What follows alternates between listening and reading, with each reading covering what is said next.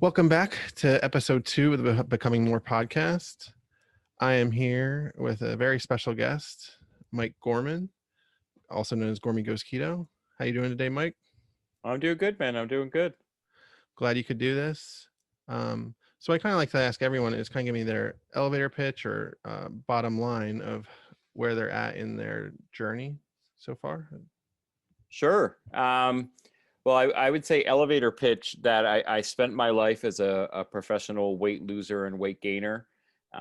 Got up to 540 pounds, lost down to 210 pounds, got back up to 480 pounds rapidly, and then finally discovered keto a little over 4 years ago. And keto and kind of working on mindfulness and mindset have been the keys to me losing the weight again and kind of getting to this place of working on maintenance and then working on trying to lose a little again, and all the fun stuff that comes with the lifelong journey. So I've also then taken that experience and have started now working with people as a coach. So not only have I kind of worked through my own journey, but now I use those experiences to help others.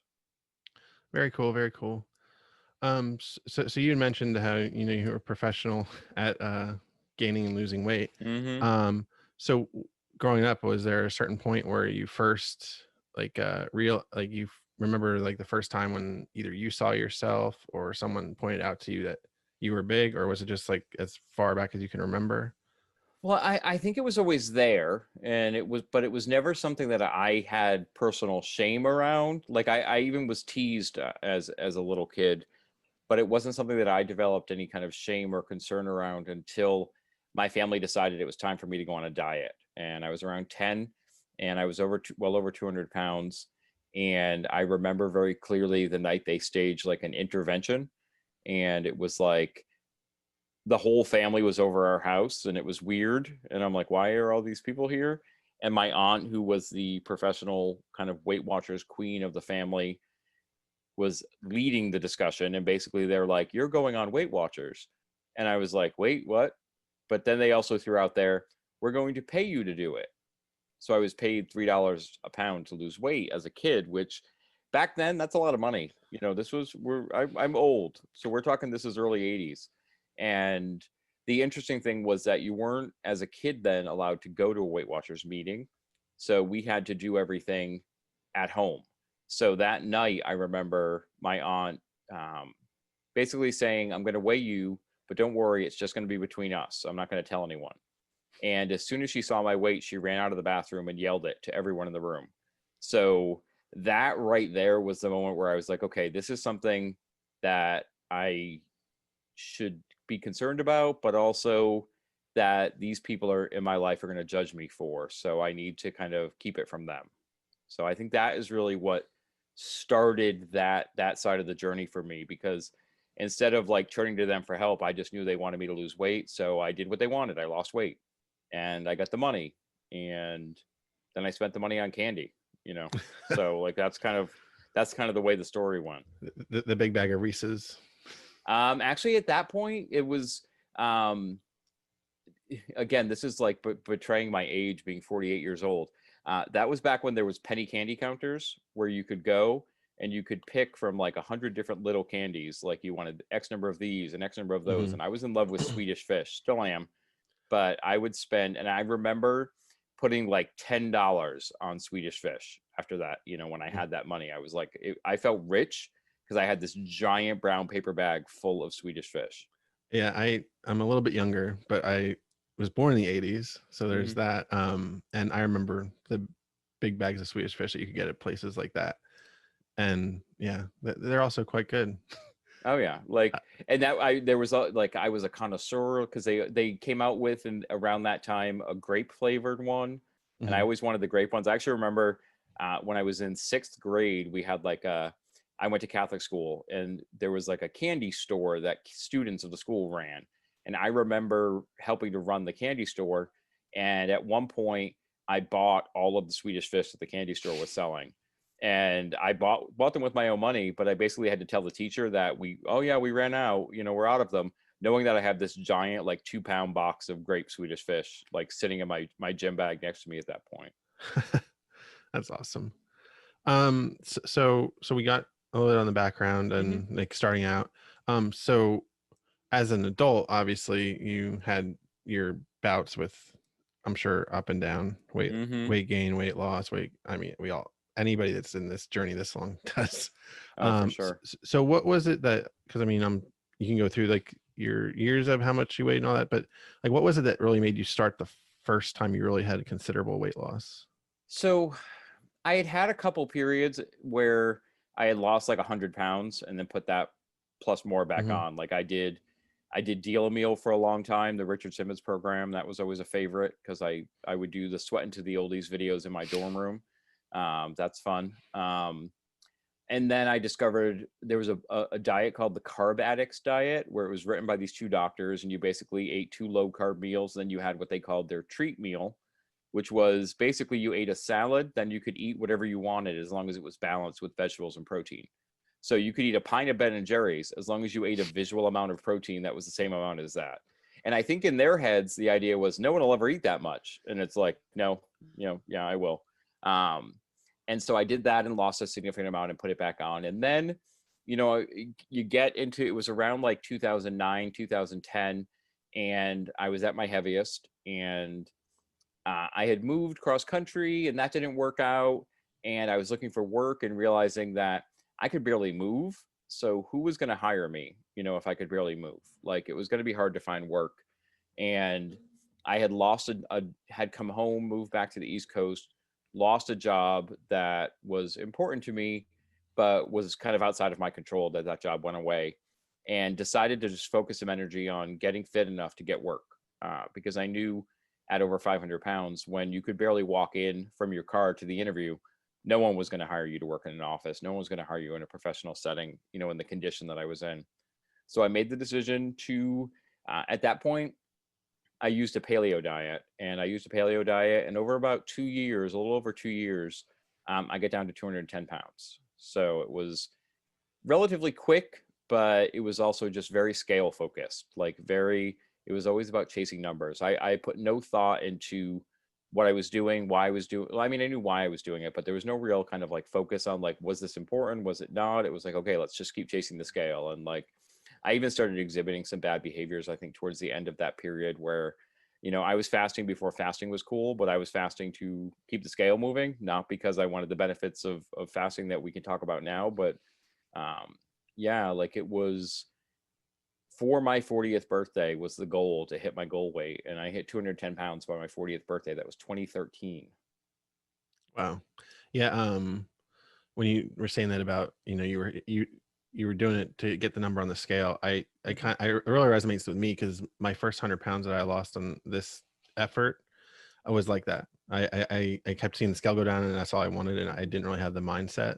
Mm-hmm. And I remember, and we'll give you your plug later, but when you had first invited me on your podcast, I wasn't in the mindset that I am now. Mm-hmm. And I didn't know it then, but I definitely wasn't ready for it because I didn't Mm-hmm. have the tools, all the tools in the tool belt. I just had Mm-hmm. this is working and I'm losing weight and this is Right. great until it's Mm-hmm. not. And you're just like, you're plateaued and you're like, Right. or I call it maintaining for 6 months. Mm-hmm. Um, Oh yeah. but it really was. And it's really interesting when, because you gotten down to 210 pounds by your 40th Mm-hmm. and then you shot back up very fast. Yes. I May 1st of 2013, I weighed 210 pounds. I remember that weigh-in date because I left to go on vacation 2 days later. And by October 11th or 12th of that year, so just a little over 5 months later, I was 480 pounds. So Wow. in under 6 months, I put on 270 pounds. And did you do that just through, you just were eating whatever you wanted Oh to yeah. and you Oh didn't? yeah. Yeah. Yeah, no, it was footloose and fancy free wildness. It was no whim left unfulfilled. It was like I describe it as like I feel like I was eating every moment I was awake, but I was enjoying it. Like it was wild. Like it was like a thrill. Like it's the deep roots of kind of the food addiction that exists within me. Like it was as terrifying as it was at times that I was having to buy new clothes so quickly because of course, you get rid of all your bigger clothes. Hmm. So, there I was, now watching myself. Like I literally within a month put on 100 pounds. So within a month, I went from being able to buy clothes in a regular store to it was time to go back to the big and tall section, you know, Eesh. within 4 weeks. So it's not like, so that's why I always laugh now when you see people posting and they're like, you know, you didn't lose it, you didn't gain it overnight, so you're not going to lose it overnight. And I'm like, well, you know, there was a good period in 2013 where I was gaining it overnight. Like I could wake up the next day and feel bigger from, you know, what I was eating. And I've even gone back and tracked a day, like what an average day was like, and not what a particularly heavy day in terms of Mhm. eating was like then. And when I got up over 20,000 calories, I kind of stopped the tracking because I'm like, okay, this is just exhausting trying to remember all of this. But we haven't even gotten to the after dinner snacks yet. Like it was pretty wild. Like I remember, very clearly remember that summer, um, getting up in the morning and there was a McDonald's drive through around the corner from my house that was right near the entrance to the highway.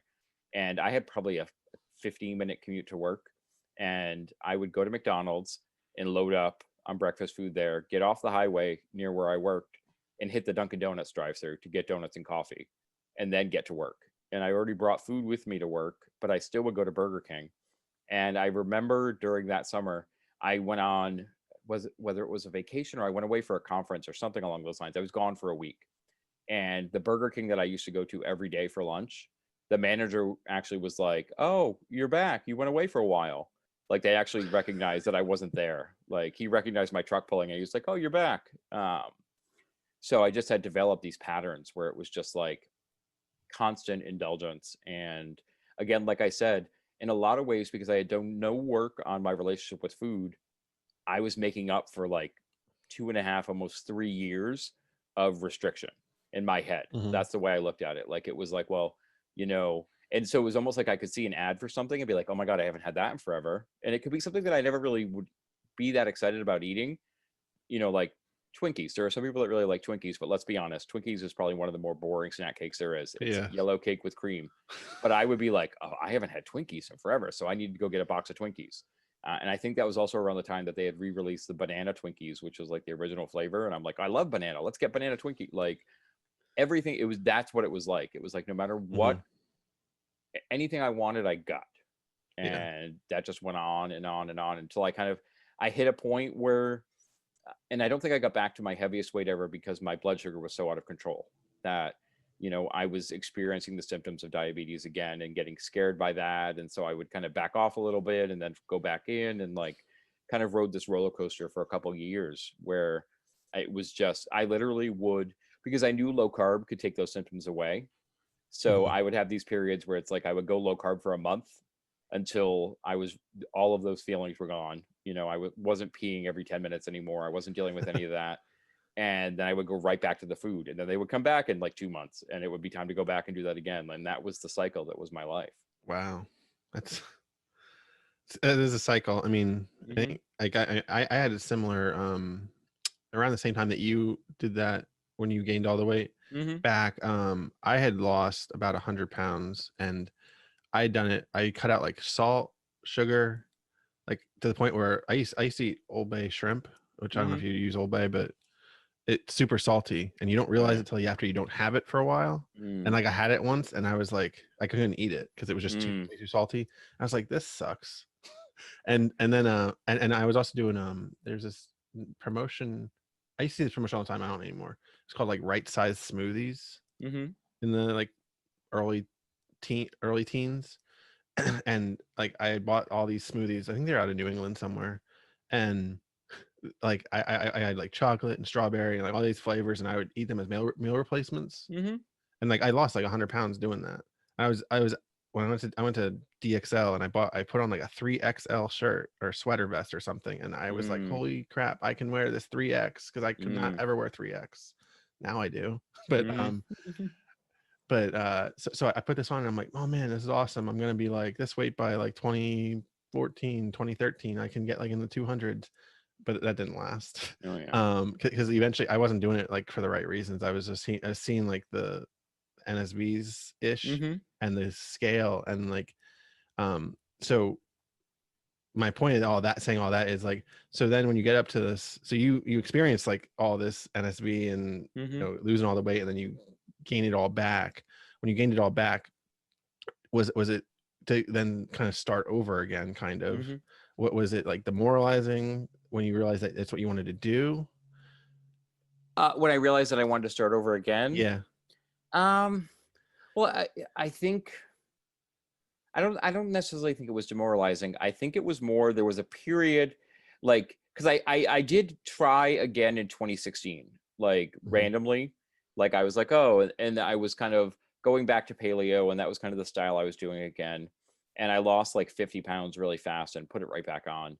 But it was then that I was like, okay, if you know, clearly you're gonna die. And when I put the weight back on, I was like, okay, I'm just never going to be able to make this work. I'm just going to die fat. Like this is just going to be the life that I lead. I'll wake up someday, or or I won't wake up someday. Is basically what's going to happen. And like I've shared before, on my own podcast and on others, like I'd written a letter to my family for them to find that would say, "Don't worry about me. I lived a good life. I want you to go on. All this bullshit." And I had kind of really just resigned myself that that was the life that I was going to live. That I was just going to continue to indulge in food, and whether lived or died, it honestly didn't matter to me. And then when some things happened in my family that caused me to realize that I wanted to live and that I needed to fight for it, it wasn't there was a little bit of a period I think where it was like, well, you've tried so many times before, like, and you've never done it. Like you've never kept it off. Like I knew how to lose weight. Like that's why I like to say, during the elevator speech I said, I got great at gaining weight and I got great at losing weight. Like I feel like I knew what to do to lose. I could lose weight 800 different ways, but I had to figure out what was different. And so I think I attacked it like a puzzle. I attacked it Hmm. like what was missing, what did I need to do differently this time? What was the tool I needed, but also what did I need to work out in my head?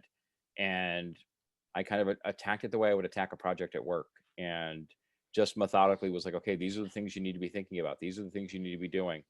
And I never doubted I could do it. Like that's the thing is like it was never like I have doubt that I could do it. The doubt was, did I have the heart, and was my heart in it to be able to go through with it all the way? Like, could I do that again?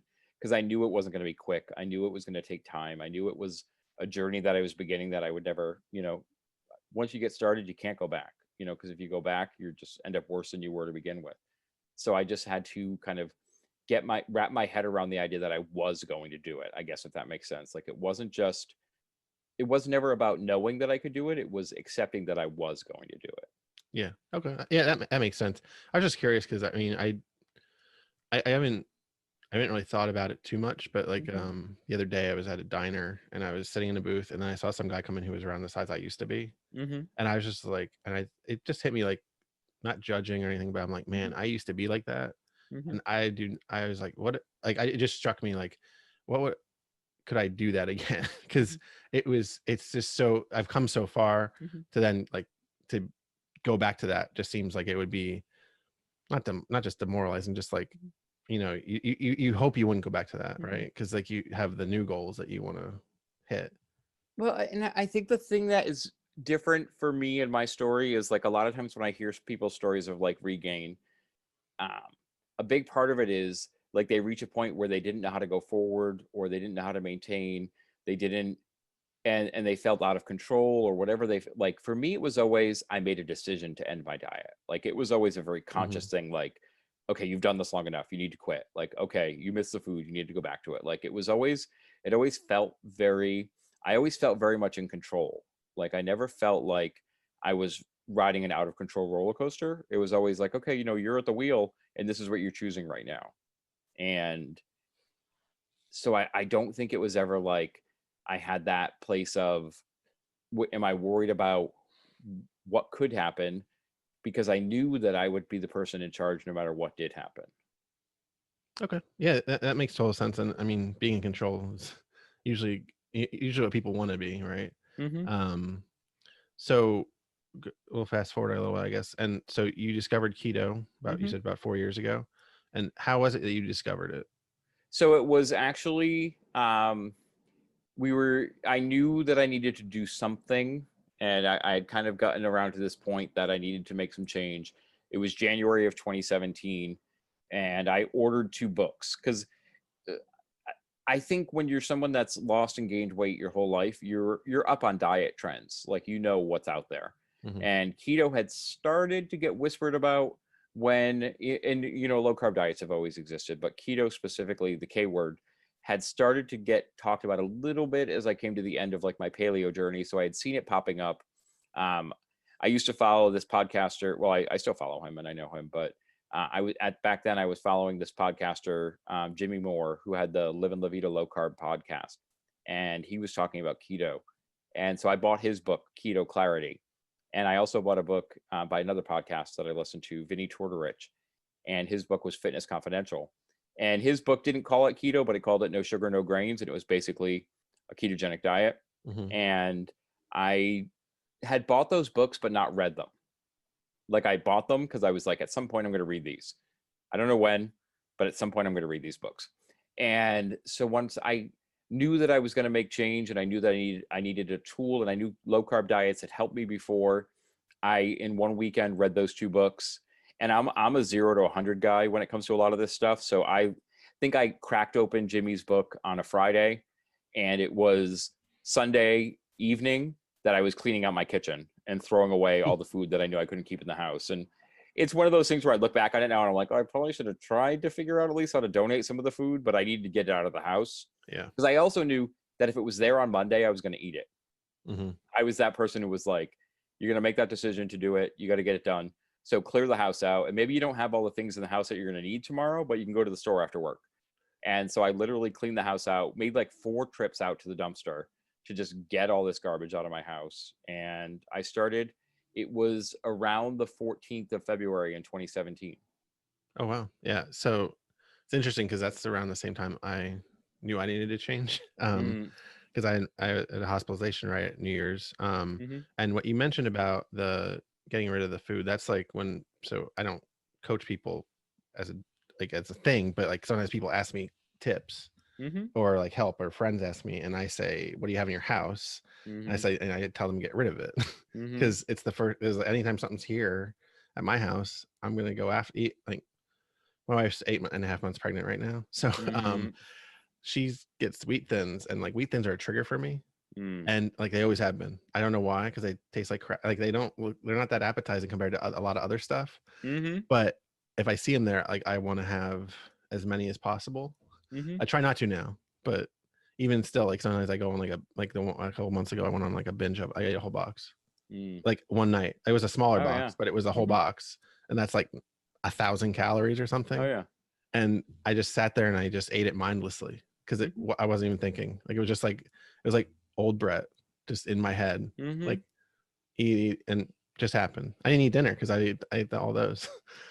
Well, um, well, that's yeah. one of the things. Like you said, old Brett. It's like old Brett was there, and that's one of like we have a lot of mutual friends that love the whole kill your clone and I'm gonna Mhm, kill the old me. And for me, like the big thing is what I feel like I had to realize was that it's all me, mhm, and it's when I other that part of me and say like I'm gonna kill the old part of me, it's when that other part of me wins because then I'm starting to like get this like almost inflated ego, like, oh, I'm better than that person was. And I always go back to this thought of it was that person that made the decision to get started. It was that person that went through this process. oh yeah. It wasn't like I woke up in a new body or anything along those lines. Like so for me, like it's always like that also allows me to be aware that those old behaviors are still there and those desires are still there and those things are never going to Mhm, go away. I think we just get better at dealing with them and build better strategies and learn about what were the things that drove us to those places before and all of that. But it's like you said, like if access, I think is a big part of it. Like access, especially if you're someone that has a struggling relationship with food or you're just getting started. I give so much credit to the people that do it when they have like an entire family living in the house with them and they're the only person following a specific way of eating and they're feeding like 5 kids that are eating all of this food that yeah. you know french fries and chicken nuggets and like they've got a partner.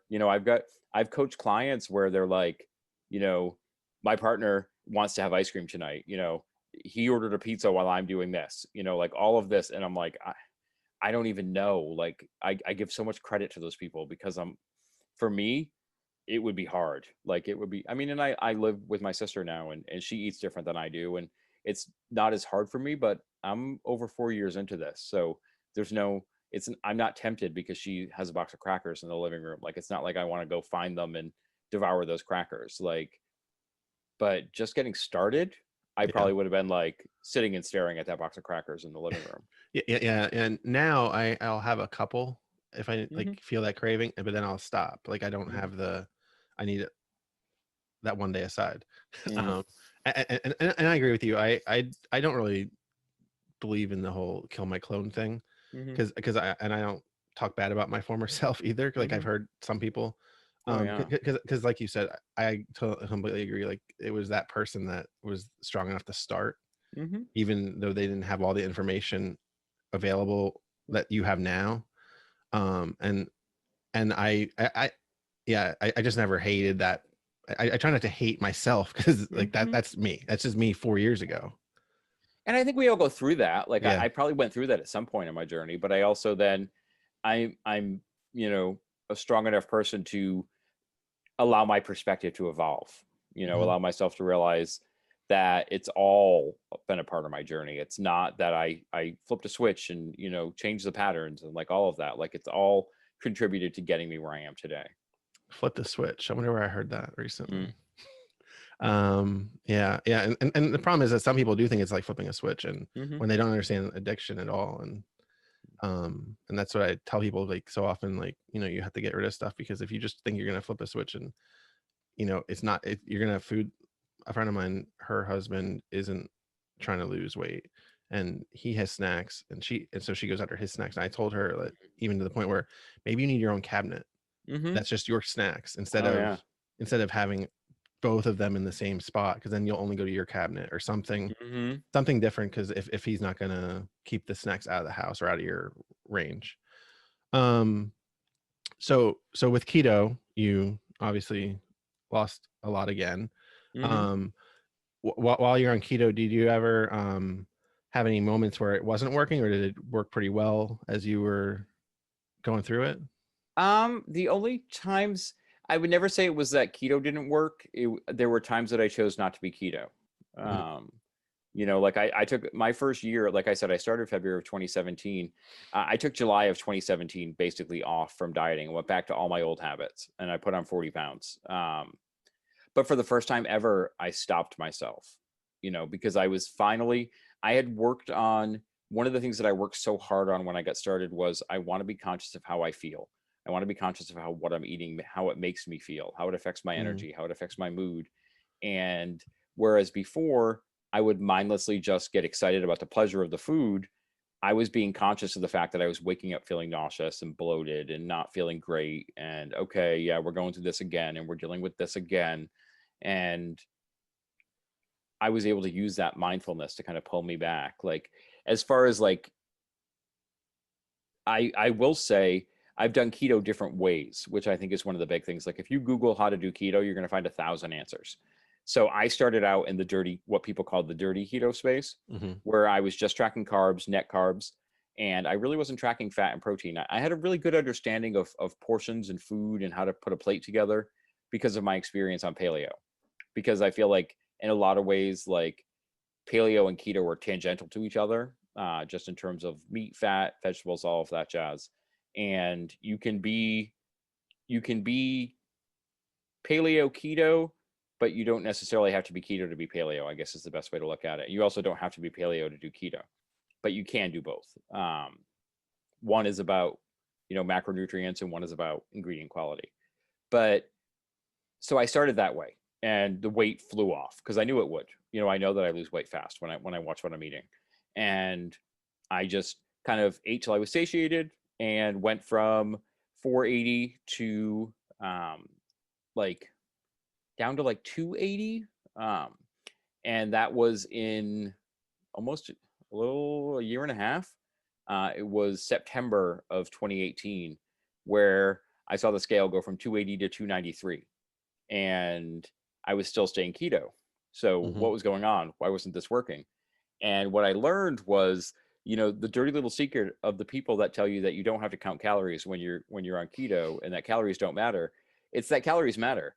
And that Mhm. if you have such an intense food addiction and food issues, you can gain weight eating a ketogenic diet because you will out eat your satiation. The idea is that the ketogenic diet gives you natural satiation through the protein and fat so that you naturally get into a caloric deficit. And there's some other hormonal and all kinds of other, junk involved, but basic, to kind of take it big picture level. And I was out eating it. I was eating these quote unquote ketogenic meals, but I was eating too much. And I knew I needed to start tracking macros. I needed to start looking at that. And I started all the Googling and found like 7 different macro calculators and all these different programs and all of this. And I got lost. And I finally decided I needed to hire a coach. And at that time, he was coaching through Keto Savage's Deeper State Keto program.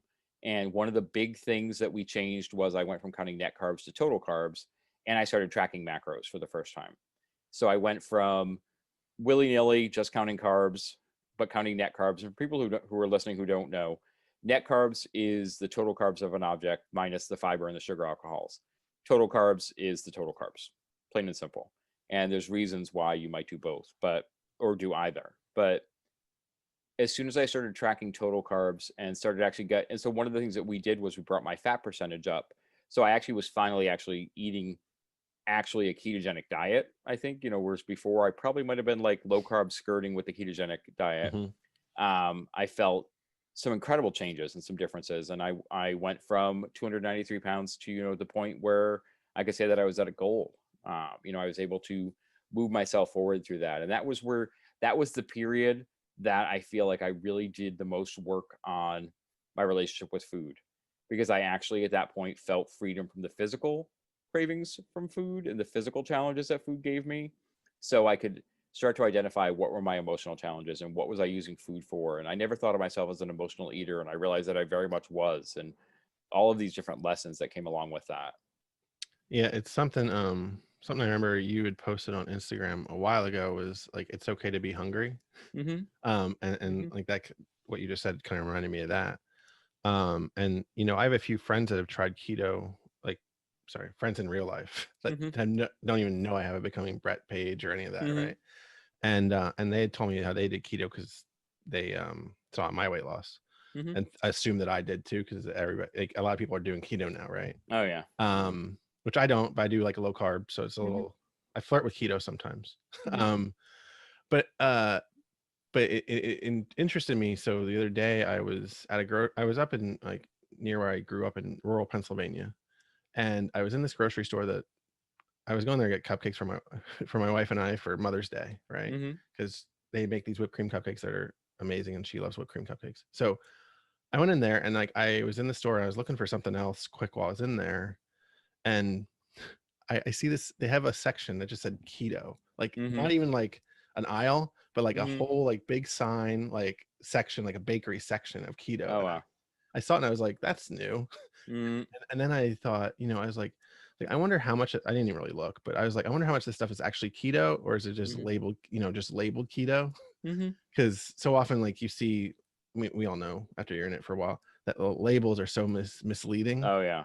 And like, is it really keto, or is it net carbs keto, dirty keto? And it just another passing thought. And like another thing with keto, I was just curious, like how, so like, you're on keto and you follow the program. And I remember when you moved from the East Coast to the West Coast this year, I remember you said you had pizza, right? And that was like a, a treat because you weren't going to have real pizza in California. Oh yeah. Do you do like a lot of some treat meals like that every now and then, or is it rarely? How do you handle like any kind of a quote unquote treat meal? Yeah, well, I guess first I would say like I don't use the language cheat or treat. Like I see all food as a choice, and when all food is a choice, then that means that I'm responsible for the consequences of that food. So if I'm choosing to have it, I'm choosing to have the consequences of that, and whether that means it reflects on the scale or how I feel or my joints, all of that. That's where it is. Like right now, I would say it's not really. It has been sporadically, with different California things over, the past. There was a time that I had to try the buns at In-N-Out because everyone had said that the toasted buns at In-N-Out are phenomenal, and they are. But you can also get a Flying Dutchman, which is a bunless burger, which is fantastic at In-N-Out. There's options. And so it's one of those things where I look at kind of like what I look at it as worth it is really the question that I ask myself. And I learned that from someone who was on my podcast, Dale Golden, PRS player 24, I think is his screen name. But he talks about, because he was keto and now he did like, he very much is like, he creates all these insane, incredible ice creams and sells them to people. And they're not keto ice creams. But he determines if having some of that is a worth it experience to him. So I started thinking about what are these things that are worth it to me. So for me, like I define like one of my worth it experiences, which thanks to COVID hasn't happened yet here in California, but maybe will happen soon, is there's a bakery at Disneyland called the Jolly Holiday Bakery. It's a Mary Poppins themed bakery. Hmm. At this bakery, they make a cookie called the Matterhorn macaroon. It is a combination of a shortbread cookie and a coconut macaroon that is sculpted to look like the Matterhorn roller coaster at Disneyland. Oh wow. It is literally the only place on the planet you can buy it. They don't sell it at any other parks. They don't sell it at any of the stores in downtown Disney. That bakery is the only place you can get it. So when I'm in Disneyland and that's the only place that I can get that cookie, I get that cookie. And then I sit in front of the castle and I watch the fireworks or the parade or whatever it is, and I have that experience.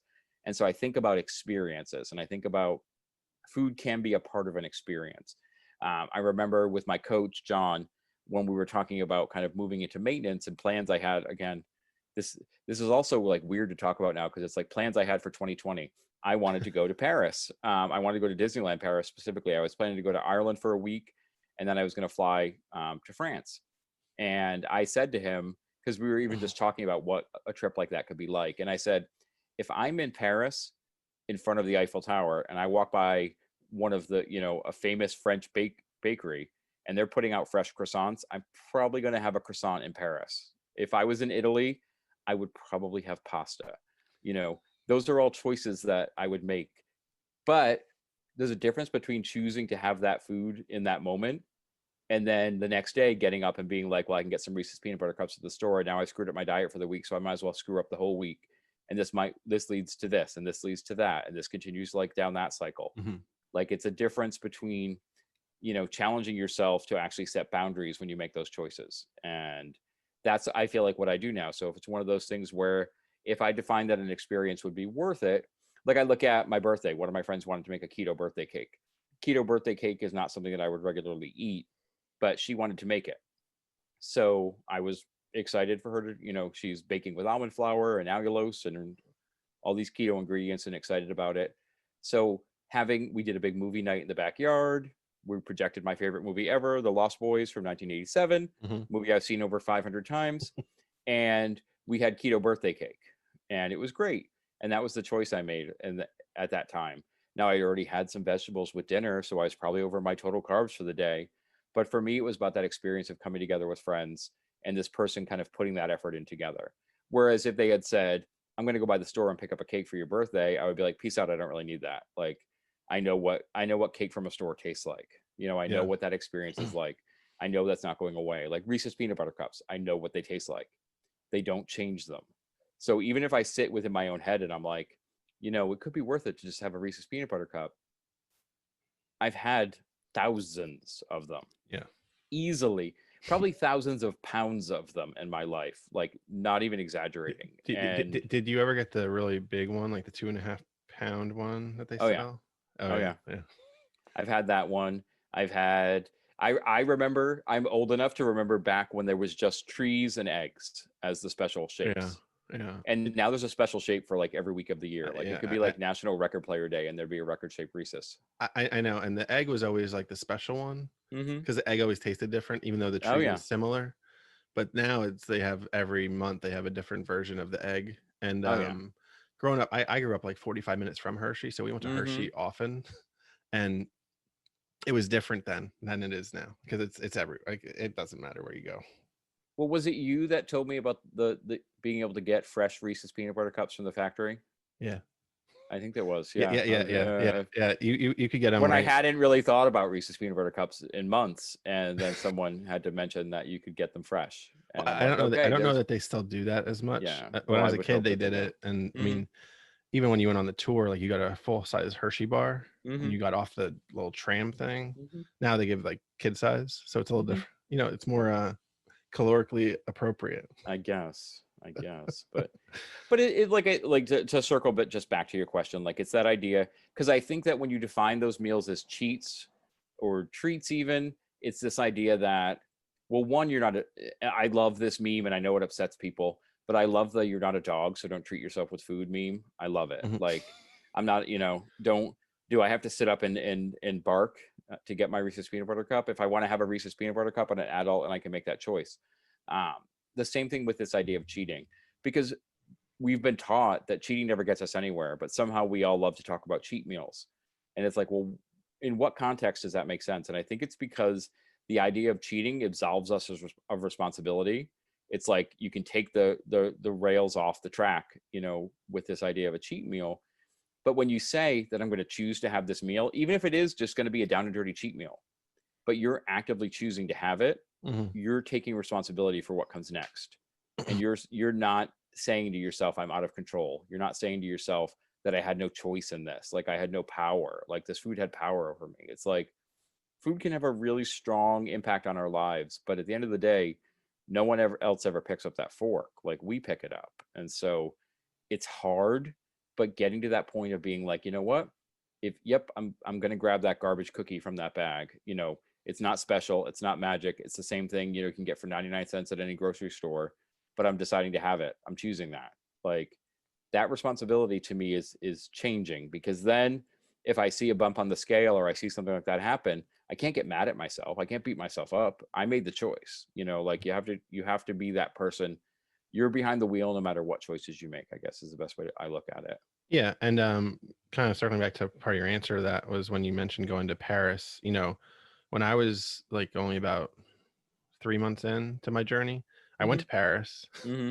at like 550 pounds. I don't know how I did that with it, Yeah. getting on the plane and making it 8 hours and all that. Anyway, and I walked around and I was dead by the end. But I was in Paris in front of the Eiffel Tower, and I didn't have a croissant, but I did have crepes and Oh, there and you all go. kinds of stuff. But I went to Paris and London for 10 days, and I came Hmm. home and I was 1 pound lighter. And I was like, Hmm. that is because I decided before I left, I was like, I'm not doing my diet. Yep. I'm gonna just live life, because Hmm. it's like, how often am I gonna go? Hmm. And that's what I tell people too, is like, and sometimes like I often get the questions like from people like, oh, what do you think of this as a replacement for a Reese's, like the Quest peanut butter cup, or Hmm. or something else. And I remember I told somebody, it was that one specifically. I said, if you want to have a fucking a Reese's peanut butter cup, have a Reese's peanut butter cup. Right. Like, don't give me this like this is a good healthy alternative, because it might be slightly healthier than a Reese's peanut butter cup, but it's not. It's going to lead you down the same path. Well, and it doesn't scratch the itch. No, That's the problem. because I've had it and it does not. Right. If you really want a Reese's peanut butter cup, there's nothing that's going to satisfy you besides a Reese's peanut butter cup. And if one Reese's peanut butter cup isn't enough to satisfy you, that's a whole nother discussion. Like that's a whole nother thing to work on, Yeah. like what that's about. But if that experience of the Reese's peanut butter cup is so important to you, having the Slim Fast Keto Fat Bomb or the Quest peanut butter cup, all of these things, or the Lily's peanut butter cups, they have garbage texture. They all taste like Yeah, garbage. yeah, Like, yeah. The Quest it was absolutely garbage texture, and it was like chalky. And I was like, I don't even know why people would think this is good. And I kind of got me and our buddy Jarps got into it a little bit about it, mm, because I was like, they taste like shit. oh yeah. And it's just my opinion, but I was like, I just rather not spend my money on it, because Well, there's another product that he loves that I also think tastes like garbage, but I won't throw healthy brands under the bus. But like I just think it's the idea that you create, and this it's the same thing that happens to a lot of people in the keto space, because there's all these recipes for like keto cheesecake and keto ice cream and like all of these things where, and I work in a keto store now. I work in a keto grocery store where we sell a lot of those things. We sell, clean ingredients is one of our priorities, but the owners of the store, but it's still cupcakes. It's still a cake. It's still the same thing, when you're having it. Mhm. And when someone comes in and they're like, I'm having trouble with sugar cravings, so what should I buy? My response is always none of the things on that shelf you're looking at. Like, because just because something is made of keto ingredients or cleaner ingredients, it doesn't magically mean that you're all of a sudden going to be able to control that item. So if you know that if you had a bag of Reese's peanut butter cups, you'd eat the whole thing, eating a bag of keto peanut butter cups isn't any better. isn't somehow going to be healthier for you, because at the end of the day, you're probably taking in more calories. So yeah, maybe your blood sugar won't spike as much, but you're probably eating more calories than you were in the beginning, and you're going to set yourself back even further. Like, I think there's, and I don't think it's always possible. Like, that's the other thing is, like, I don't think it's possible for every person to be able to have one peanut butter cup and be done. I think it's the idea that at some point you have to be starkly honest with yourself and realize there are some things that I need to be an abstainer from for the rest of my life, and there's some things that I can moderate. And you have to not look at what your neighbor is able to do. And we have a lot of people listening will probably know who Alex Poro is. Poro and I are good friends, and he loves Oreos, and he can have a couple Oreos and move on.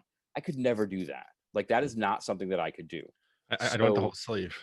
right, like, there's no such thing as a family size pack when it comes to those things for me. So there are some things that I know, and the sooner that you come to the realization that that's what your relationship is like with those foods, the more free you feel, because there's less pressure on what will happen if I have it, when you say that's not something that I eat. And you have to be okay with where you're at. And it doesn't mean that your relationship with food can't change and evolve, because everyone has that desire to get to the point where they can be a moderator with all foods. But the reality is, especially for someone that struggles with food addiction, you might not be able to be a moderator with a lot of things. Yeah, And and that kind of goes back to what we were saying earlier about getting rid of the stuff in the Mhm. house. Oh yeah, for sure. Because like when you bring in that food that you can't control Hmm. your own want or And it's desire for. it's the food that you don't want to. At the end of the day, you don't want to control it. Hmm. I've had moments, like, I had a bad week last year where I kind of went off the rails a little bit after several things happened in my life that were out of my control, but I allowed that to be my reaction to it. And when I finally talked to friends about it, their responses always were, "Well, why didn't you tell me that this was happening before you did it?" And my honest answer was, because if I told you, you would have stopped me. You would have done everything in your power to stop me from doing this, and I didn't want to be stopped. So it wasn't about me feeling out of control. It was about me wanting to give into that impulse. It was me Hmm. about wanting to get out of that experience what I was going to get out of it, whether it made me feel sick or not. And that's some hard honesty to have with yourself. Like, that idea that you can say, it's not that I'm out of control when it comes to Reese's peanut butter cups. It's that I never choose to control them. I allow them to be something that I don't put the brakes on with. Yeah, yeah, makes sense. So one thing you mentioned earlier is that you do coaching now. So Hmm. I was just curious for the listeners, because I know that you do Hmm. coaching. Like what's your coach? If you could just talk about your coaching and like what Sure. you do and all that. So I actually work with my former coach, Jonathan Shane, who goes by the Keto Road on Instagram. And we have a website, theketoroad.com, where we offer what we call holistic ketogenic nutrition coaching. And we call it holistic ketogenic nutrition coaching because, yes, it's within a ketogenic framework. Yes, we talk about total carbs for the most part with people, I would say 99.9%. And it's about ingredient quality and helping people make better food choices. But it's also about mindset and goals and working on coping skills and the mechanisms that you use when you're in crisis when it comes to food, or when you don't know how to handle your emotions because food was the only thing that you were using. And we talk through all of that. And because that word holistic means whole, it means, so we look at this journey, this health journey, from a whole perspective. So it's not just about what you're putting on your plate, it's about everything around your plate as well. Stress in your life, family relationships, all of those different things, and how they all come into play and affect what you end up seeing on the scale in the end too. Like, you can learn so many of these things in our lives are interrelated and interconnected. So I work with people on a one-on-one basis, helping them through working on that relationship with food, identifying what their challenges are, identifying what are the things that they might need to work on moderating, and what are the things that they need to abstain from. For some people, they come to me and they've been keto for a while, but they really haven't been focused or haven't really gotten into this idea of tracking. So we work on that. I've worked with clients I have some clients who have never dieted a day in their life, which I find amazing, that there are people in their 30s who are significantly overweight, who have never dieted a day in their life. And they come to me and they're like, I don't even know what to do, how to get started on a diet. So we work on the basics. Those are the people that it's like, okay, let's clean up the pantry. Let's just work off a basic food list. Let's not worry about macros for a couple of weeks. Let's just worry about you eating healthy, nourishing food and seeing how your body can feel. And I work with people on, what are the other factors that come into play? Like, I feel like one of the things I work on the most with clients is sleep. The impact of sleep on weight loss is underrated. Like, if you're someone out there and you're doing everything that you should be doing when it comes to food and exercise and water and all of that, but your sleep sucks and the scale's not moving, get more sleep. You will be amazed what your body can do when you get enough sleep. And that's why I don't like those people that go on Instagram. They're like, I thrive on 4 hours of sleep. I call BS on that. You don't. You could be better than you are right now if you actually got an adequate amount of sleep. Yeah, it's usually Although I people. say this to you when you're, That's different. what is it, half a month away from never Yeah, sleeping again? a So month, a good luck, month. Brett. Yeah, You're thank you're a you. month away from never sleeping again. Yeah, So 4 weeks from tomorrow, oh, as there we're we recording go. this. That's awesome. Yeah, it was my one of my Fat Guy 5 answers, right? It was. Yeah, um that's wild. but yeah, the sleep thing. It's always the people that wake up at 4 a.m. that seem to be the ones that always, like, because I see them posting at like 11 o'clock at night, and I'm like, how are you up at 4 a.m.? Which is why, like, I get up at 4 o'clock in the morning, but I go to bed at 8. Yeah. I'm up late tonight, to be Oh honest wow. with you. Wow. I'm staying up late for your recording. I haven't even dinner yet. I don't know what's going to happen when I get up tomorrow morning at 4. I mean, it's almost 11 here, so Yeah. Well, it's almost 8 here on the West Coast, so it's not that bad. But so that's one of the things that I work on with people. And some clients need to touch base every day. Some clients are the kind that they're like, okay, we'll talk once a week, and that's fine. We watch weigh-in, all that kind of fun stuff. Like, fun. I guess weighing in, it can be fun. It is, on some it levels can be at when it goes times. the right way. Yeah, when it goes the right way, it can be fun. But it also, when you have a coach, when it doesn't go the right way, you have someone to talk you through about what actually happens and keep you from saying, screw this, it's not working. To put it in perspective. Like, I have had so many discussions with clients when they're like, the scale sucks this week because I only lost a pound. And I'm like, okay, well, let's pull this out and look at the fact that you lost 11 pounds this month. And they literally have that moment of, I didn't realize that I've lost 11 pounds this month. Yeah. Because you get so focused in yourself on what's happening in that moment that it's hard sometimes to pull back. So a coach can help you see big picture. Like, when a client is talking to me about having a really like down week, and I'm like, can we discuss the fact that you're down 100 pounds? Like, we haven't at all acknowledged the fact yet that you're down 100 pounds. So yes, things can be tough. And that's the thing that I try to talk to people about a lot is, like you said, you're going to be hungry. Things are going to be hard. Nothing in life is easy. Life is hard even if you're not trying to lose weight. So it's just, you're taking on a different level of hard. You're deciding to challenge something, and you're deciding to challenge something that for a lot of us has been the easy road for a long time. We chose the path of least, it was the path of least resistance that got me to over 500 pounds. It wasn't like it was hard. It was, the things that were hard were living life in that body, pain, things along those lines, finding clothes, but riding on an airplane. I Yeah. never considered going to Europe because I was terrified because I could never fit in bathrooms on planes. And I'm like, how on earth, when I Well, normally have to pee every 30 minutes? they have a handicap bathroom on international Well, flights. I'm older and when I was first investigating international flights, I don't know if every plane had that. I actually I went to the bathroom before I got on the plane because I was like, I'm just not going to go. And then my wife went to the bathroom on the plane and said, oh yeah, it's like a full-size handicap stall in there. Nice. And I was like, oh, perfect. There you go. I didn't need to use it, but then on the way back I did. But to get bathroom talk in the podcast. I know. It's always, hey, early on in the podcast, it's always a good time to get the bathroom talk in. Yeah. People listening. Yeah. So it's funny what you were mentioning about coaching, about, the bigger picture, because I work with a coach as well. I actually didn't get a coach till after I lost 200 pounds, which is, I don't know. I thought it was weird, but it's working for me. Hey, it's what I did. Yeah. And but at the same time, like, I had that week I talked about with the Wheat Thins box, and I had gained weight that week, and I was after I had like 7 straight weeks of losing. But and once you're in this for a while, after you have multiple weeks like that of losing, you're gonna have a week where it's not gonna be a loss. And I had a gain in like 2 pounds or 3 pounds or something, and I was like really down on myself about it. And he said something like, you gotta give yourself grace. He's like, you've lost 225 pounds in less than 3 years. Oh yeah. And like, you've gained 3 pounds, like, it's not a big deal.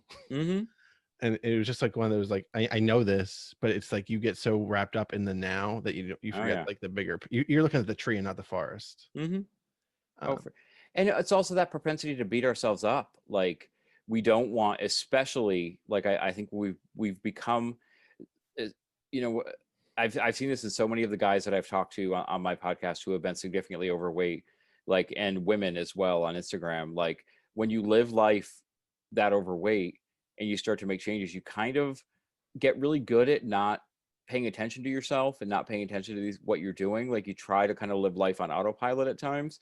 And I think some of those old behaviors come into play. So you can have lost 50 pounds, 75 pounds, 200 pounds, but you have a bad week and it's like none of that matters and none of that Mhm. perspective is there.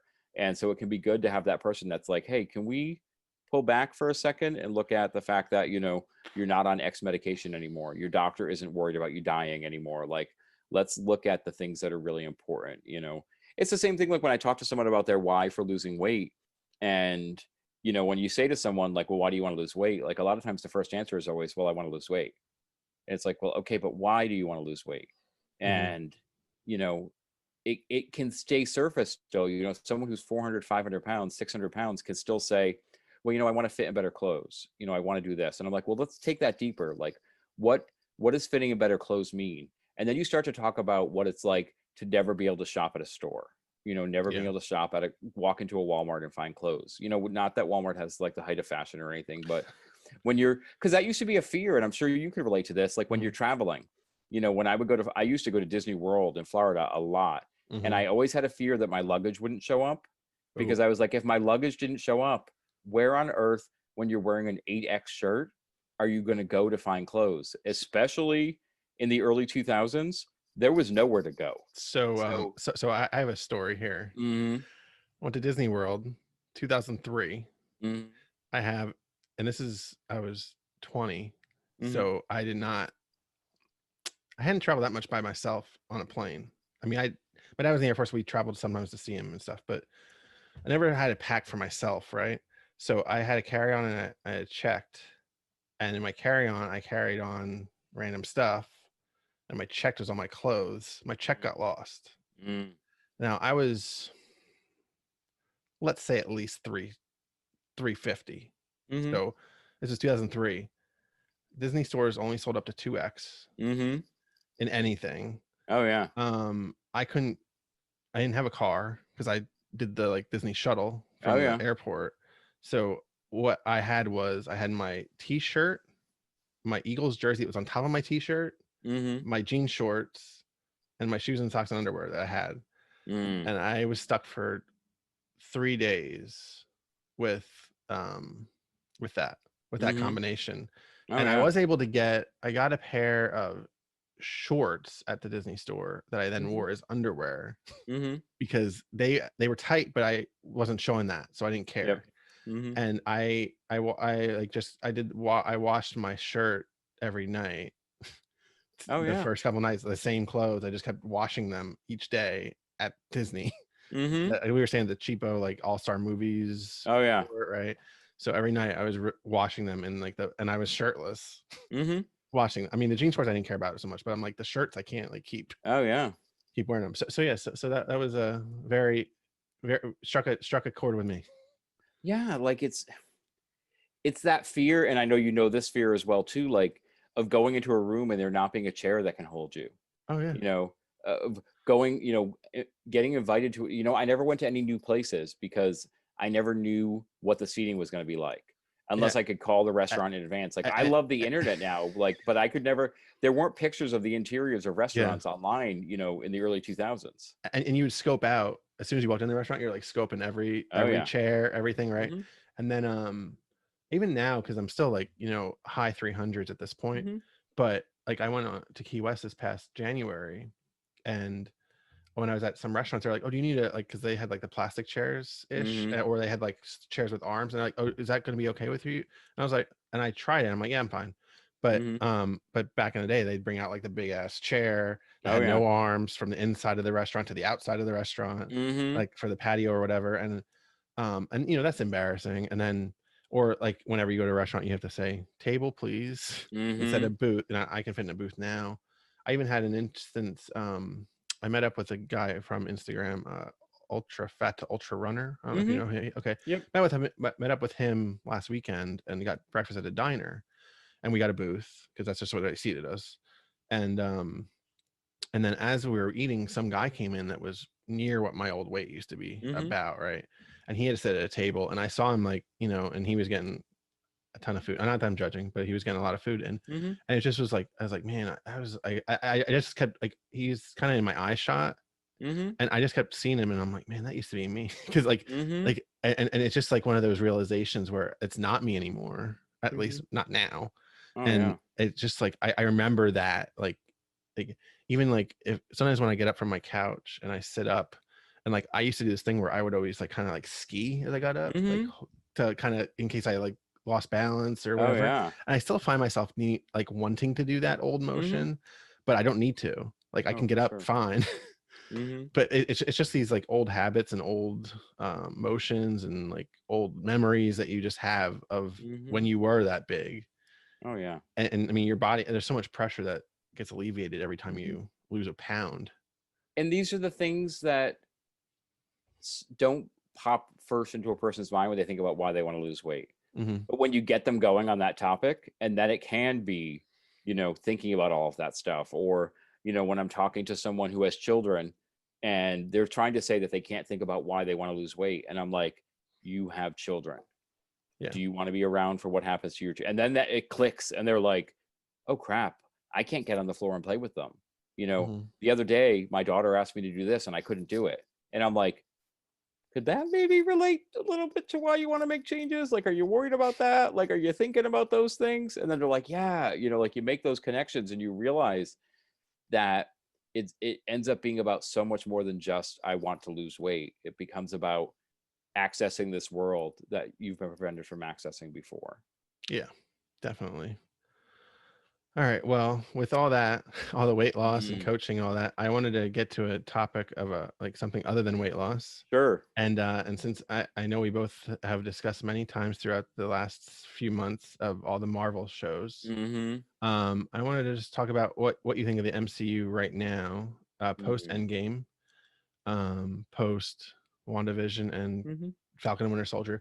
Like, where do you hope to see like the MCU? Like, are you hoping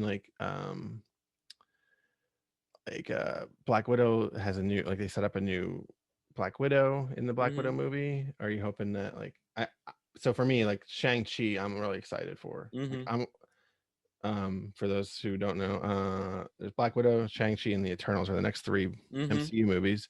And Shang-Chi's an Asian superhero. Mm-hmm. The lead is actually in a sitcom called Kim's Convenience on Netflix that I Mm-hmm. watched. That's part of why I'm excited, but I'm also just excited because it's like a new character that Mm-hmm. we haven't seen before Yeah. in Marvel. And I have no idea how good it's going to be or how bad it's going to be. Aquafina's in it, so I'm sure I'll be annoyed a little bit. Mm. But I was just curious, like, what your thoughts are on like where we are now. Well, I think COVID screwed up a lot of their plans because Hmm. by this point we were supposed to have the Doctor Strange sequel out already. All of these things were like, I think it was this past week that it was supposed to come out originally. Like it was the other Wow. day, someone Yeah. posted the poster. It might have even been Elizabeth Olsen who posted like May 7th, 2021, Doctor Strange 2, Yeah. the multiverse of madness. And so I think a lot of like the flow has been disrupted, like of what they were planning to come out with, what they were planning to move towards. Um, I think they set themselves up with getting to the Infinity War and Endgame and going so big and so cosmic that it's hard now to watch some of these smaller stories and not think about the cosmic implications.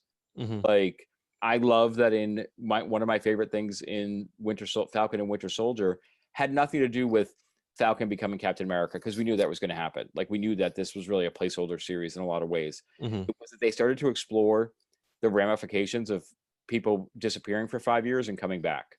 Yeah. And just that idea of I felt like that discussion in the final episode was probably the most relevant thing that I've seen come from the MCU in a long time was, when they're like, well, all of these people reappear and there's strangers living in their houses. You expect them to be homeless? Like, what do you expect? And I'm like, these are the problems. Like, I want to see a Marvel series about dealing with the after effects of the blip. I would love to see that happen.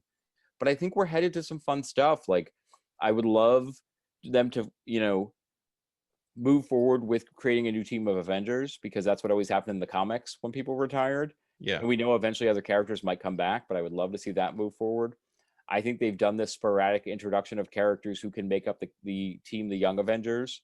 You know, we have Wanda's children, Isaiah Bradley's grandson. We're going to have Kate Bishop on the Hawkeye series. They're Y- teasing young Loki in the Loki series. So there's you have all these, Ant-Man's daughter, right? yeah, Ant-Man's daughter is Stature is there as well. So there's all these characters that they're introducing that lead to other interesting stories. Like I would just love for them to keep creating something that like new. Like I'm excited for the Eternals. Like the book, the graphic series, the graphic novel it's based on is one of my favorite comics that I have still. Um, but I think Eternals is going to be great because it's going to introduce something new. I'm excited as heck to see, you know, they flashed the Fantastic Four logo on Yeah, I their saw that. trailer the past week, that teaser. I'm excited to see what happens with the Fantastic Four. I'm excited to see how they introduce mutants. Like now that they own the property, like how are the X-Men going to be brought into the Marvel universe? Like these are all questions that I'm excited to get the answers to. Like I think one of the things that I love about comics and comic book, you know, Marvel and DC is the idea that it's become like our new mythology in a lot of ways. And I love these epic, grand stories. And I think they bog themselves down sometimes in too much real world stuff, like trying to get too socially relevant and things along those lines to their detriment. Like I think comics for decades have brought these issues forward in ways that felt seamless in their stories and didn't have to be heavy-handed. And I would love to see them get back to some of that storytelling where things happen for purposes and for reasons. And like I'm excited they announced the title finally of the second Black Panther movie. And so like we're all wondering like what's actually going to happen in the second, you know, what are they going to do? Like Yeah, yeah. there's so many what ifs. There's the what if show coming. Like I was watching the new trailer for the what if series.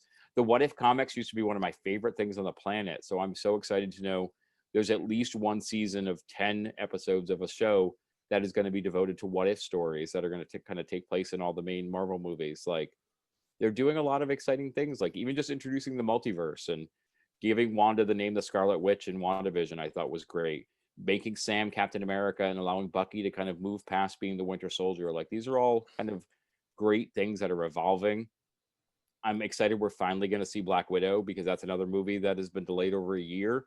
So how that story fits into the relevance of all the timing of everything now is completely different. Like there's a lot of like what you know exciting things to come still, and there's so much material. Like they Oh don't even yeah. have to go in the directions we want them to go. Like there's just so much material to plumb from, and they could even do some new stuff. So I would be really excited to see like Ms. Marvel. I think is going to be awesome. You know, telling the Hmm. story of Kamala Khan and like bringing all of those characters and Monica Rambeau going from WandaVision into the Captain Marvel sequel. Like there's a lot of great stuff happening. Um, so it's an Yeah. exciting time to be a Marvel fan. Like I remember being a kid and you know you'd see like the original Fantastic Four movies, like and the original X-Men movies hold like a near and dear place in my heart, but they're not great. Like they're not fantastic when I go back and watch them now because I there's so much things could be done so much better now that they have a little Hmm. more creative control over the property. So Yeah. I I'm mean, just really excited to see where it goes. X-Men 2 when it came out was one of the better superhero movies, but that was Hmm. 2003. Yeah, oh yeah, We've advanced so far beyond what that was. oh Yeah, for sure. the Black Panther one really interests me because or intrigues me because I'm like, how are they going to handle this? Because Hmm. nobody knows. I mean, there's lots of speculation. Oh yeah. And the other thing I saw was that Captain Marvel's been demoted because her movie's now called Marvels. Mm. That's the YouTube Well, that's because she's rumor going to mill. be in it, and Monica's going to be in Yeah. it, who also at one point was called Captain Marvel in the comics. And I think Kamala is supposed to come over from Ms. Marvel, is going to be in Okay. the movie as well. So it's all these characters with Marvel Yeah. titles are going to be together. So Yeah. I that's yeah. I'm really. I think all. I just like that they have a plan. Like they have a solid yeah. plan. Well, and that's what it is. Yeah, I Yeah. mean, they've always had a plan with this Mhm. whole MC. I mean, once they really established the MCU, Mhm. unlike, I mean, DC seems to have a plan now compared to what they used to be, the a hodgepodge they had for a while. Well, that's why I think one of the problems is like they never sat down and created a plan. And they Yeah, allowed, you know, Snyder was creating a plan for them, but they didn't like it, you know, and in the end it decided kind of not to allow that to continue. But I think if they can get their heads together and actually kind of realize that this idea of an interconnected, strong storytelling, because that's the other thing is like none of these movies were ever made when I was younger, you know, or even when you were younger, because people were worried that creating such continuity dense films would drive people away. And they're actually finding now that there's an audience, an audience Mhm. that not only grew up on these stories and now wants to expose their children to it, but really gets into things that have like a really rich, strong mythology, and you can have backstory, and you can, like, that's what I think worked great about the MCU, was that they spend all of this time getting allowing us to get to know these characters individually in their films, and then they brought them together. Yeah, And by the time they brought them together, you didn't need an origin story again. yeah, we had 2008 to 2012 before we had the Avengers, Mm-hmm. and you built it up, and you learned who they were instead of Mm-hmm. having it just be, here they are, here's Dawn of Justice version for the Avengers. Right, and having to spend an hour and a half of the movie just explaining who the characters in the movie are, whereas in the Avengers, when Black Widow showed up, you knew Who she who was. she was. When the Hulk showed up, you knew who the Hulk was. When Captain America showed up, you knew who he was. Like, all of these people, you knew. You even knew who Nick Fury was, even Mhm. though he hadn't had that big of a role in the films, because he had all the post-credit scenes. Like, there was Yeah. just a lot they built up and they handled so well. Which is why then I have no doubt. Like, you get people who are like, "Oh, they're not going to do this or they're not going to do that." It's like, look at what they've done so far. It's not as if they blew their load on, the final, the Infinity Saga, and now all of a sudden they have no idea what to do next. They already knew what was coming next, and they're putting those pieces in place, and they're moving us towards it. And they knew, they made this plan knowing that they were going to be getting these other properties under their belt Mhm. as well. So there is, Yeah. I have no doubts that 2 years ago Kevin Feige knew how he was going to introduce mutants into the MCU. Yeah. It's just that we're not going to be given the answer to that question yet. I'm curious if it'll be, because I'd heard a year or so ago about possibly having Storm in the next Black Panther, and I thought that was an intriguing way to introduce a mutant versus Mm-hmm. the whole like bringing in Professor X and having an origin story and all that. Because I'm also curious if they'll do it where Professor X is if they do it like try to go back in time again, or if they're gonna like have a more modern, like Yeah. maybe Professor X and Magneto show up in the 80s instead of having Yeah. to Like, be World War II era. well, I think honestly, like, because here's the thing, like, if they try to say that Professor Xavier and Magneto were around in the 80s, why weren't they around helping to save the planet Yeah. when Thanos was invading? Very true. Like, what reason did they have to not be there? Like, that's the hole that they've backed themselves into, a hole, like, in a lot of ways. Like, so I think they either have to use the multiverse, Hmm. or they have to do a modern take on it and have something which, of course, all the fans online theorize Wanda's powers will have something to do with it. The idea, I don't think they will Yeah, link I it don't think that so. way, but they have to create some kind of modern rationale for the powers, for mutants to Hmm. exist, if that's what the route they want to Yeah. go. Yeah. And one last thing on comic book news before we move on. Sure. I don't know about you, but I am super excited for 3 Batman in 1 year. Mm. Just because my first movie I ever saw was the '89 Batman. Mm-hmm. I was 5 or 6, Mm. and my dad took me to see it. Not really the best movie for a 5 or 6 year old, Yeah.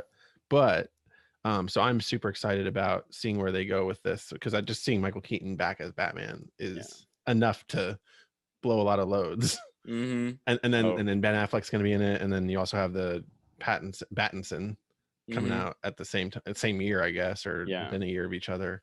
And I'm really intrigued by that, and I'm hoping it's good. I mean, the director of the Flash movie is good, so I'm hoping that Yeah. have a good movie. Oh, I hope so. Now that it's We actually happening. Oh yeah. Yeah. I would just I'm almost more DC wise. I'm almost more excited for the Green Lantern series, because Yeah. I'm now that they've done some casting for that, and they've got that moving. Like, there's just a lot. You, It's a you good also time. you also got The Rock as Black Adam without any padding in his suit. Right. So there's like it's once again a great time to be a fan of comic book stories, Yep, because whenever you turn around, there's going to be something new. definitely. All right. Well, to kind of wrap up here, the last segment of the podcast is called Brett's Corner, where I'm gonna ask you a couple questions. Some Mm-hmm. might sound similar to some that you heard before. Mm-hmm. Um, so the first one is kind of playing off of what we just talked about. What movie, TV show, event are you most excited for in the next year? Well, and this is the thing, is like, as passionate as I can get about the Marvel stuff, like, I don't know if I'm excited. Like, I could give, if it all went away, I would be fine. Mm. the thing I want an answer to what's going on with I think Wanda and Doctor Strange. So probably Doctor Strange 2 is the thing Okay, I'm most excited cool. for. Yeah. Mine is Bond. Mm. That's my just because it's again I have a lot of questions and been waiting for a year and a half for this Oh movie. yeah. Mhm. All right, number two. What have you discovered about yourself during your journey slash transformation that was like most surprising to you? Mm. Um, we talked a lot about this, but I think it's the realization that no matter what path my life takes, that I'm in control. Hmm. Cool. Um, this is more a question for others, but like on days when you find yourself lacking motivation to Mhm. stay on track with Oh, I still exercise, have that. That still nutrition. happens. Yeah. Mhm. How do you keep moving forward and progressing so you don't like have the falling back into old Sure. habits or whatnot? Establish a strong routine and do it anyway.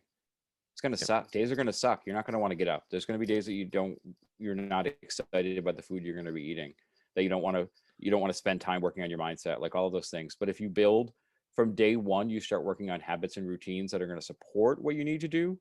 On the days that it sucks, you still have those pieces in place and you do it anyway. And that's the biggest thing. Like you have to do it anyway. I don't care if things suck. I don't care if you're crying. I don't care if you had the worst emotional day you've ever had in your life. You do it anyway Hmm. because that one bad day is not worth the expense of everything that you're doing and everything you're working for. If you have a Definitely. clear understanding of your why, one day doesn't matter. Yeah. And last one.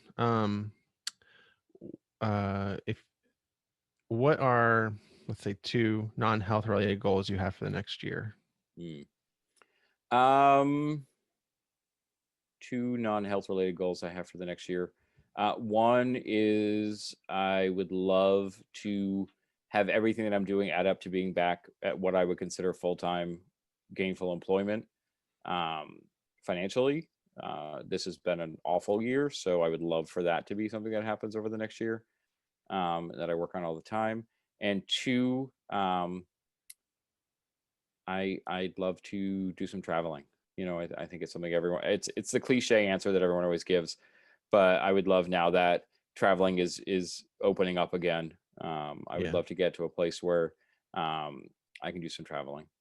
Awesome. Well, hopefully this year or in the next year, Hmm. because it does seem like everything's opening up, at least here in the States, Hmm. and hopefully the rest of the world as well. For sure. All right. Well, it was great having you on today. And just in case people want to follow you, and I'll add it to the show notes, where Hmm. can they follow you at? Well, if they want to track me down, they can find me on Instagram at Gormy Goes Keto. You can find me on Twitter at Gormy Goes Keto, and you can also I also host a podcast that we talked about a little bit, not really too in depth, but you mentioned that you were on there, and you were. It's called the Fat Guy Forum. You can find that on every podcast platform. And if you want to talk about coaching, go to theketoroad.com. Awesome, Gormy. It was great having you on, and I'll see you down the road.